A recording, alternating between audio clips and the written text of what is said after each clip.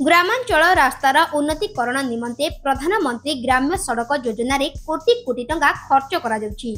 विभागीय अधिकारी खामख्याल मनोभाव और तदारक अभाव कारणरू रास्ता निर्माण सरिबा पूर्वरु ही रास्ता गुड़िकर अवस्था पुणी थरे शोचनीय होई पड़ुछि। निम्न मानर कार्य जोगु हाथ में उठाइले रास्तारू पिचु उठी जाउछि। एभली एक दृश्य देखिबाकू मिलिछि कलाहांडी जिला गोलामुंडा ब्लॉक रे। अभियोग अनुसार धर्मगढ़ ग्राम्य उन्नयन विभाग अधीन विजु एक्सप्रेस रास्ता ठारू बाबेगुड़ा पर्यंत प्रधानमंत्री सड़क निर्माण होछि।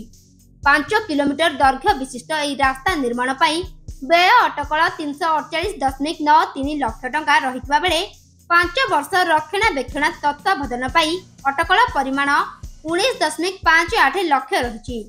गत 2023 मसीह आरंभ होइतिबा एही रास्ता कार्य चलित वर्ष जून 17 तारीख रे संपूर्ण होइतिबा सूचना फलक उल्लेख रही।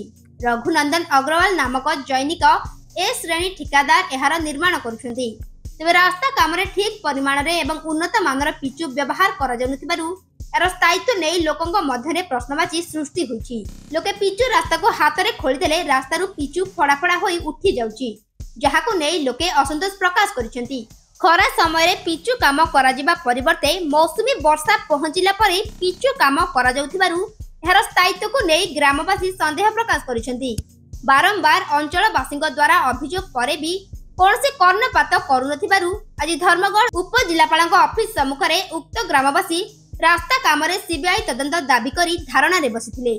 परे उपजिलापाल बुझा सुझा परे एक दाबी पत्र उपजिलापाल को देई धारणा रे उठितिबा सूचना रहिछि। बाबे विजु एक्सप्रेस जेन जादव ढाबा अछि, जादव ढाबा ठारो बाबेगुड़ा पर्यंत गुटे रास्ता निर्माण कार्य चलीछि। आ से रास्तार लागि आमे विगत दिन मानकरे रास्ता रो करथिलु आ रास्ता रो कला परे आमे केस खाइछु से रास्ता निर्माण लागि। आ वर्तमान से रास्ताटा निर्माण चलीछि। आ से रास्ता 5 रु 6 दिन हिचे पिचु पके करी आपण माने देखि जो से पिचु माने फाटी फाटी जी करी हां फारला ना। आपण माने चिंता करो केन हिसाब रे केन क्वालिटी रे काम हिची पूरा संपूर्ण भाव रे एटा ठिकादार जेई एई आ विभागीय कर्मचारी माने समस्त मिसी करी। धर्मगढ़ युवराज अग्रवाल का रिपोर्ट, जियो न्यूज।